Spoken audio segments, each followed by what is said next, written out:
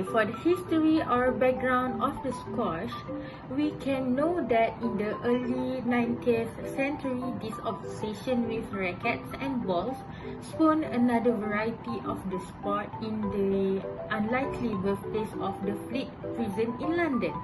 The prisoners in the Fleet took their exercise by hitting a ball against a wall, and it began to grow by some strange road to Harrow and other select English schools.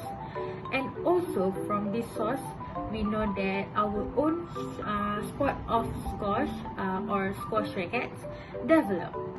Squash also was invented in Harrow schools around 1830 when the pupils discovered that punctured racket balls on impact with the wall produced a game with a greater variety of shots and required much more effort and could not simply wait for the ball to bounce back to them as with rackets. In 1864, the first 4 squash courts were constructed at the school, and squash was officially founded as a sport in its own right.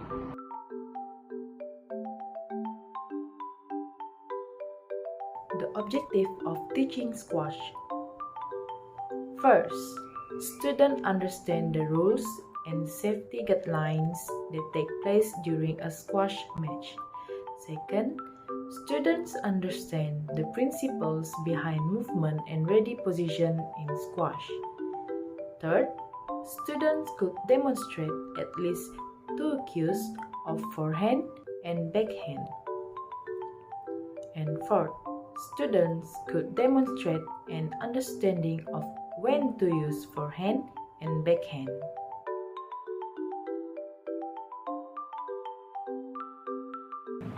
Next, the purpose of learning squash. First, to develop the students' motor skills ability. Second, to develop the correct techniques and rules regulation of squash. And third, to develop the competitiveness among the students.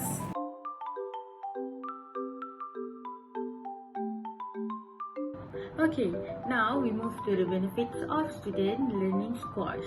Firstly, they will develop higher self-esteem, optimism and confidence because students will naturally develop these skills by playing squash. After that, it will increase strength, agility, flexibility and power of the student because in addition to the cardio benefits, squash also increases strength, agility, flexibility and power of the students by quick reflexes, and flexibility allows students to get to the ball anywhere on the court. Learning to play squash also can increase students' strength as they control their balance and rhythm while playing. Next is establish hand-eye coordination and fine motor control skills because students need to apply this skill while playing squash. Next is students will learn sportsmanship and social skills because all of the skills will be needed in playing squash. Students also can acquire and develop pinpoint concentration.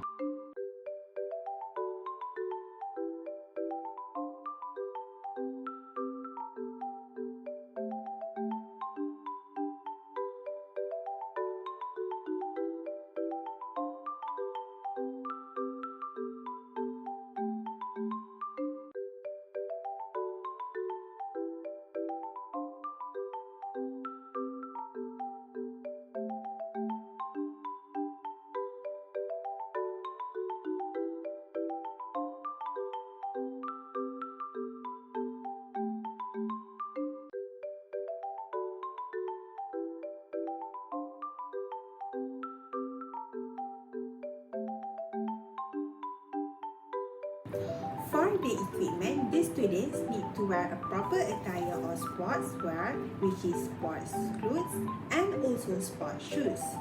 The students will only need 2 equipment, which is the racket and also the balls.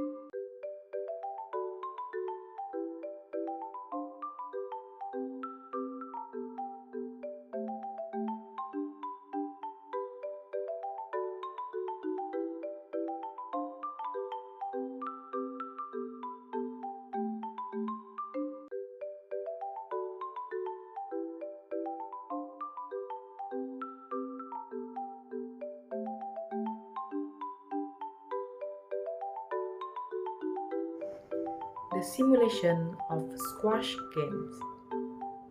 Step 1. Hold the racket with a tight grip. Hit the ball onto the front wall above the service line in the squash court. The ball must bounce in the quarter court where your opponent is standing unless they volley. Step 2. Your opponent returns the serve by hitting the ball before it bounces on the floor.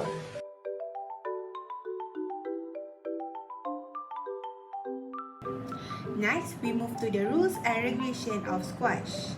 Squash can be played either singles or doubles. During service, you need to make sure to stand with your both feet or either one feet in the service box. Second, you need to make sure that the ball hit to the in front of the wall, which is below the service line and also above the outline. Third, you need to make sure the ball travel back to the opponent corner, which is to the side of the opponent corner. During rally, the ball must hit to the front of the wall, but it also can hit to the side and also back of the wall. Players need to make sure that they need to hit the ball before the second bounce. Player can hit the ball before it bounces on the floor. Players can run to everywhere of the court because there are no restrictions during rally. When is a ball calling out? First, if the ball hit the thin area or out of the service court during a serve or rally. Second, if the ball bounced to the floor more than once before it being hit. And third, if the ball does not land to the correct area during serve. For scoring system of squash, overall points is 11 points. But if the player got 10 all, the player need to win 2 points ahead to win the rally. And the game is based on best of 3 games or best of 5 games.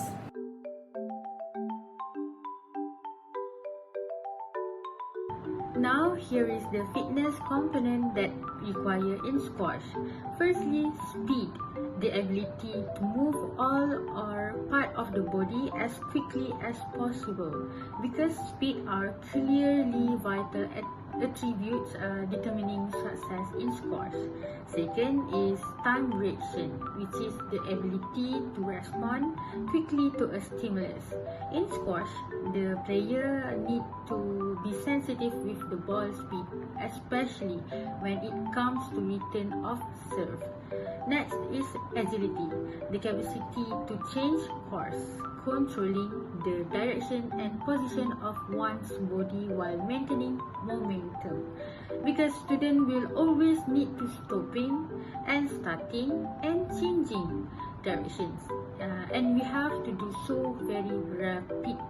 Next is balance, the ability to stay in control of their body's position. Students need to really control their balance, especially when doing rapid movement. After that, hand-eye coordination, which is the ability of the visual system to coordinate visual information. These components are important for students to master, as they need to repeatedly see the ball and adjusting their body and hand so that they can hit it back under competitive stress forces.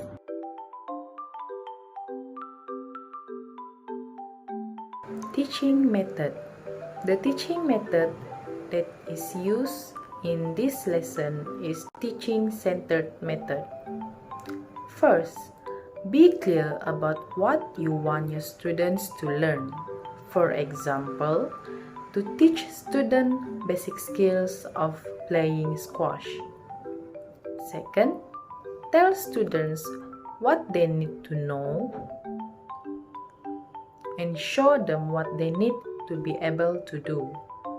For example, teachers show the technique of squash basic skills and students are able to do the technique provided.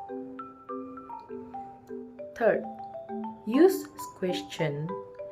Check the understanding of students. For example, Ask students if they understand how to do the correct technique.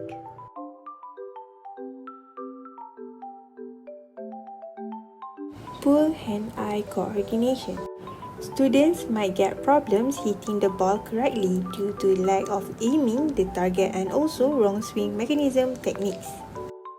Low power during swing mechanism, the ball doesn't go far or harder as they expect due to wrong techniques and low power towards their hand during the swing mechanism. Lastly, low flexibility. For example, students get injuries at the ankle or their knees during explosive movement to catch up with the ball during the game.